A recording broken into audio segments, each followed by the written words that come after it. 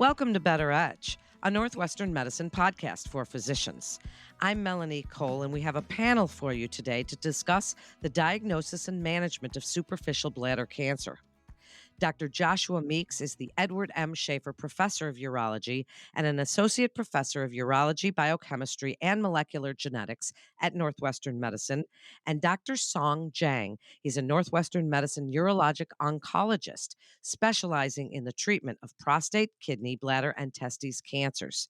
Dr. Meeks, I turn this over to you. Great, thank you. It's just a real pleasure to be here today to bring one of our new providers into our Northwestern Urology and Oncology system. And so, Song, I kind of wanted to start with your origins and how you got here.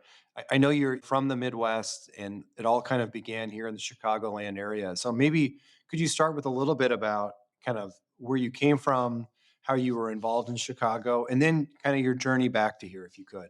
Yeah, absolutely. First of all, thanks so much, Dr. Meeks, for the warm welcome and really your continued mentorship. I really value that. So, yeah, I grew up in the area. I've been in the Chicago suburbs since eighth grade. After the completion of my residency training in Minnesota and then fellowship in Urologic Oncology in New York, there was definitely a natural sort of pull or inclination to returning home to the west suburbs, from a personal and sort of family standpoint. And professionally, I was definitely drawn to the institutional and departmental leadership's vision to have an integrated urology program within the NM Health Network across Chicagoland, and specifically the vision of expanding urologic oncology at Central DuPage Hospital, where I'm located. So the opportunity to work with you and the national reputation of the department really made it a no-brainer for me to come home.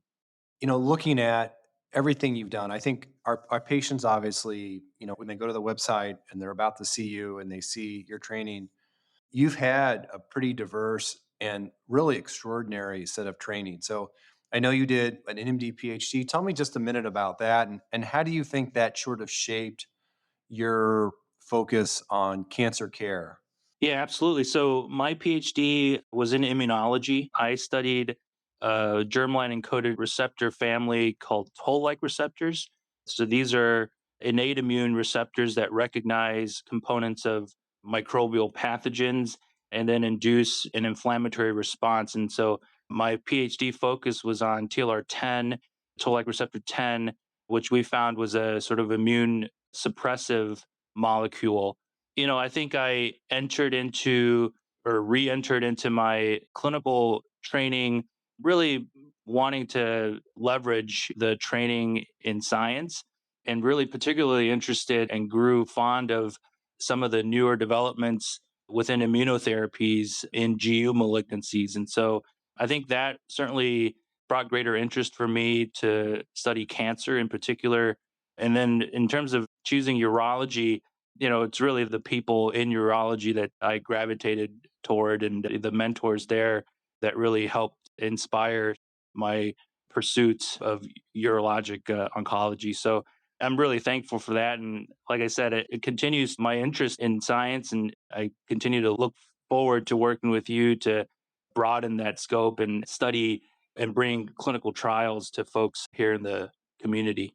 That background is really remarkable for the training and coming out of the absolute best institutions in the country, and then to come back to and work at CDH. First of all, I think that really should be stated. Number one, what a pull that really is for you to take care of our folks in the western suburbs where you were from.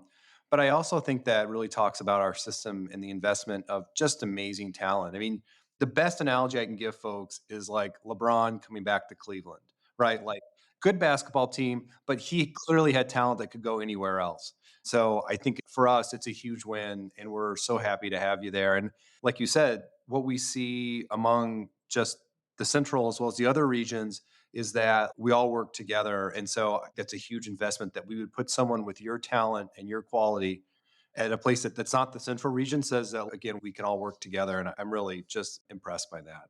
Well, I mean, thank you for your kind words. And I just want to reiterate how great of a mentor you've been. And that was really a big draw for me. Let's talk about that, Song, because I think, again, a lot of people would say, You see CDH, which is a huge hospital. It's a great institution.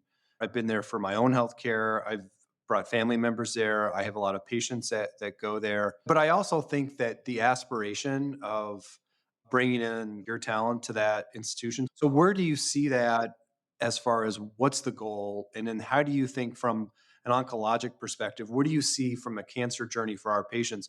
How does CDH fit into that? And where do you think it's going? Yeah, absolutely. So I definitely share in that vision of integration and with regard to providing access to comprehensive oncology care in our community. There's evidence of that already within our colleagues in surgical oncology and gynecologic oncology, where they've developed a quite robust program of complex surgical care in the western suburbs. But also, they've endeavored to enroll patients in clinical trials in the community setting. And so my aspiration is definitely to continue to widen that scope for GU oncology as well. And overall, the idea is to bring a tertiary center level of oncology care again to our local community. And so I'm excited to kind of be a part of that and for urologic oncology to be a resource for our patients here in the west suburbs. Now, you and I, we probably interact more about bladder because that's been my focus. But you take care of other urologic cancers, right? And some people are going to find this podcast because they see you. So, what other cancers do you care for? So, certainly my academic and intellectual interest is in bladder, but we see all malignancies, for example, prostate cancer, kidney cancer, testis cancer, adrenal cancer, all of which fall into the realm of urologic oncology. And so, I consider myself a general urologic oncologist. There's access to treatment for those disease processes definitely here out in the West. And so, tell me a little bit about that. So, who are your partners? In addition to other urologists, who are your other multidisciplinary partners out at CDH that you work with?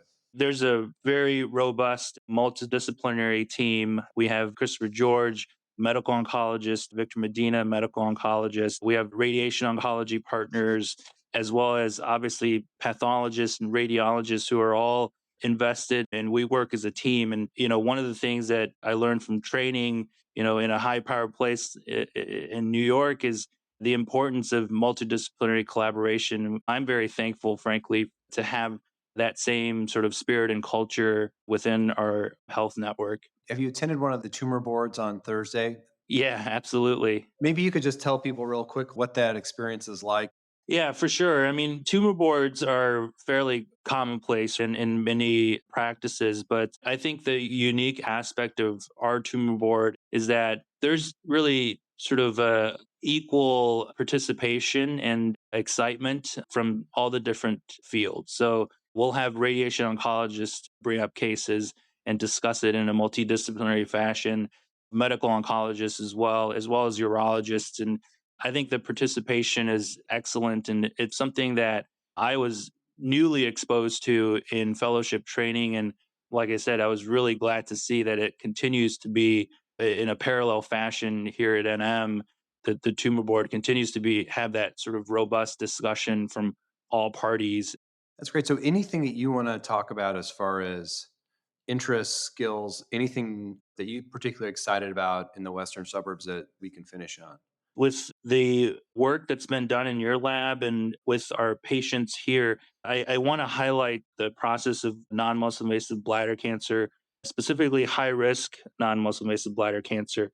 This is a disease process that is prone to recurrence and requires prolonged surveillance and maintenance therapies. And one of the things that plagues our field is issues like BCG shortage and limited access, and really the level of care and the practice patterns for bladder cancer patients can really vary quite a bit between folks in the community and at tertiary centers. I think within NM, our integrated system really allows patients to be treated and closely surveilled close to their home, even if their treatment course might still be guided by the cutting edge resources of the academic center. And so that integrated system, I think I really want to highlight for our patients.